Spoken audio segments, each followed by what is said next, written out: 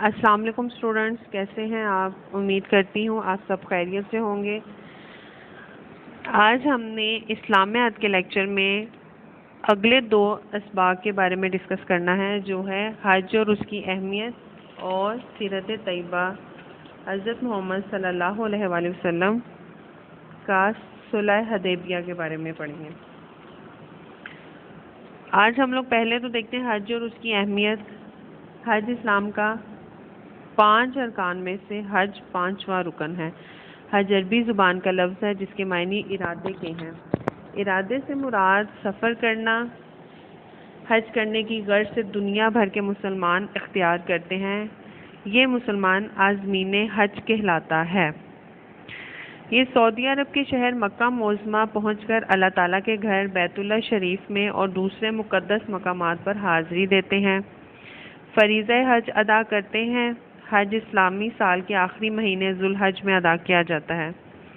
یہ ایک ایسی جامع عبادت ہے جو کئی عبادتوں کا مجموعہ ہے۔ یہ عبادات مناسک حج کہلاتی ہے۔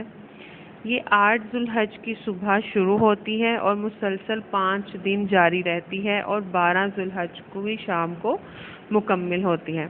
اس طرح حج مبارک فریضہ ادا ہوتا ہے۔ اس کے بعد ہے کہ مکہ معظمہ بیت اللہ شریف واقع ہے۔ یہ اللہ تعالیٰ کا گھر ہے۔ اللہ تعالیٰ کے پیارے نبی حضرت ابراہیم علیہ السلام اور ان کے بیٹے حضرت اسماعیل علیہ السلام نے صدیوں قبل اللہ تعالیٰ کے حکم سے تعمیر کیا۔ انہوں نے دعا کی کہ اللہ تعالیٰ ان کے اس عمل کو قبول فرما لے، ان کی اولاد میں سے فرما بردار امت پیدا فرمائے اور اس شہر کو امن و ثمرات کا شہر بنا دے۔ اللہ تعالیٰ نے ان کی دعا قبول فرمائی۔ بیت اللہ شریف اللہ تعالیٰ کا گھر اور دنیا بھر کے مسلمانوں کا قبلہ عبادات کا مرکز بنا دیا۔ اس کے بعد ہم لوگ اب تھوڑا سا دیکھتے ہیں، ہم لوگ پڑھیں گے کہ اس کی اہمیت و فضیلت۔ کہ حج مسلمانوں کا عظیم دینی اجتماع ہے۔ یہ ایک عالمگیر اور جامع عبادت ہے۔ ہر سال دنیا بھر سے لاکھوں مسلمان ایک مرکز پر جمع ہوتے ہیں، ایک جیسا لباس زیب تن کر کے فریضہ حج ادا کرتے ہیں۔ حج کی ادائیگی ہر عاقل بالغ صاحب استطاعت مسلمان مرد اور عورت پر فرض ہے۔ ارشاد باری تعالیٰ ہے، ترجمہ: دین اسلام میں حج کو بہت اہمیت حاصل ہے۔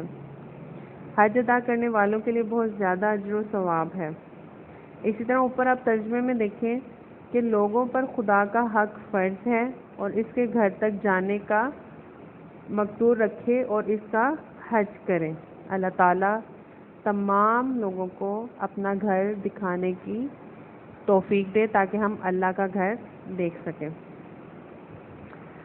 لیکن استطاعت کے باوجود فریضہ حج ادا نہ کرنے والوں کے لیے سخت وعید ہے۔ حضرت علی رضی اللہ تعالیٰ عنہ سے روایت ہے کہ آپ صلی اللہ علیہ وآلہ وسلم نے فرمایا، جو شخص استطاعت کے باوجود حج نہیں کرتا، جو صاحب حیثیت ہو کے بھی حج نہیں کرتا، تو اس کے لیے کوئی فرق نہیں اس بات میں کہ وہ یہودی ہو کر مرے یا نصرانی ہو کر۔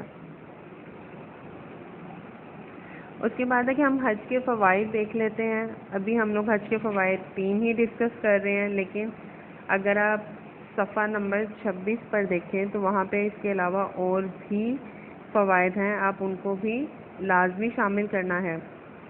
حج کے بے شمار روحانی اور دنیاوی فوائد ہیں۔ مثلا حج کے عمل سے اللہ تعالیٰ سے خاص وابستگی کی تربیت حاصل ہوتی ہے۔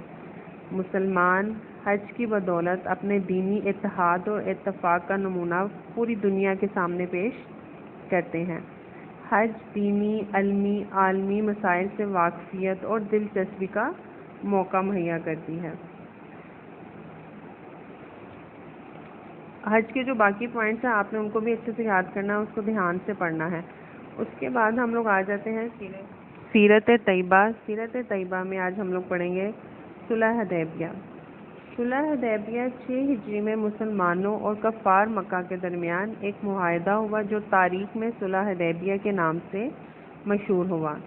چونکہ یہ صلح حدیبیہ کے مقام پر ہوئی تھی، اس لیے اس کو صلح حدیبیہ کہا جاتا ہے۔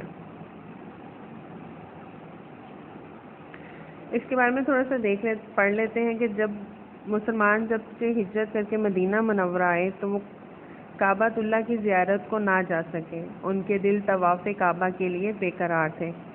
آپ صلی اللہ علیہ وآلہ وسلم کو بھی ایسا ہی حال تھا.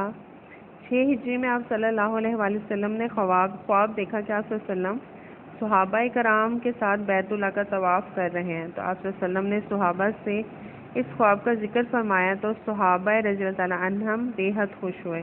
انہوں نے اسے غیبی اشارہ سمجھا اور سفر مکہ کی تیاریاں شروع کر دی.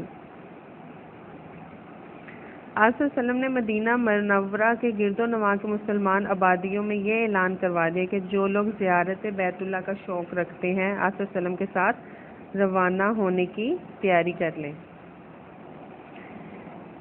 اس کے بعد ہے کہ آپ صلی اللہ علیہ وآلہ وسلم معروف راستوں سے ہٹ کر انجان راستوں سے ہوتے ہوئے مکہ مکرمہ سے ایک منزل کے فاصلے پر حدیبیہ کے مقام پر پہنچے.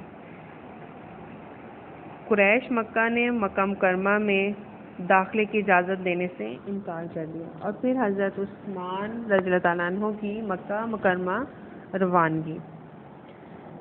قریش مکہ کی سرکشی اور ہٹ دھرمی دیکھ کر آپ صلی اللہ علیہ وسلم نے حضرت عثمان کو اپنا سفیر بنا کر اہل مکہ کی طرف بھیجا تاکہ وہ کفار کو سمجھائیں کہ مسلمان جنگ کے ارادے سے نہیں بلکہ صرف بیت اللہ کی زیارت کے لیے آئے ہیں. حضرت عثمان رضی اللہ تعالیٰ عنہ 3 دن تک قریش مکہ کو سمجھاتے رہے مگر ان پر اثر نہ ہوا. آپ صلی اللہ علیہ وآلہ وسلم تمام صحابہ حضرت عثمان کی واپسی کا انتظار کر رہے تھے کہ افواہ پھیل گئی کہ کفار مکہ نے حضرت عثمان رضی اللہ تعالیٰ عنہ کو شہید کر دیا ہے. اس بیعت کا ذکر قرآن مجید میں اس طرح آیا ہے: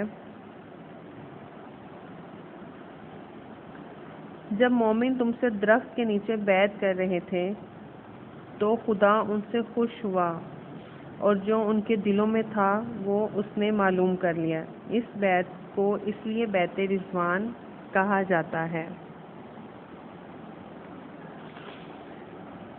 بیعت رضوان آپ صلی اللہ علیہ وسلم کو جب حضرت عثمان کی شہادت کی خبر ملی آپ صلی اللہ علیہ وسلم نے حضرت عثمان کے خون کا بدلہ لینے کے لیے صحابہ کرام سے بیعت لی.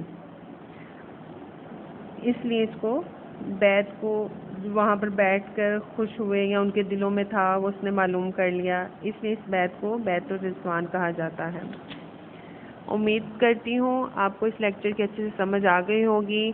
اب ہمارے ٹوٹل 6 اسباق ہو گئے ہیں جن کی ہم نے ریویژن کر لی ہے. اب آپ کے جو بھی کوئز ہوں گے وہ آپ کے اسی میں سے آئیں گے. آپ کے جو آن لائن پیپرز ہیں وہ 5 سپتمبر سے شروع ہو رہے ہیں جو کوئز کی صورت میں ہوں گے. آپ کے کوئز آپ کے MCQs چیپٹر میں سے بھی آ سکتے ہیں، جو سیپریٹ بنے ہوئے ہیں اس میں سے بھی آ سکتے ہیں. آپ کے جو ٹوٹل مارکس ہوں گے وہ 50 ہوں گے. 25 MCQs ہوں گے. ایک کوئز جو ہے وہ آپ کا 2 نمبر کا ہوگا. اگر آپ کو ایگزام کے متعلق کوئی بھی سوال ہو تو آپ پوچھ سکتے ہیں یا اسکول آفس سے آ کے رابطہ کر سکتے ہیں. آپ نے اپنے پیپرز کی اچھے سے تیاری کرنی ہے. اپنا بہت سا خیال رکھنا ہے. اللہ حافظ.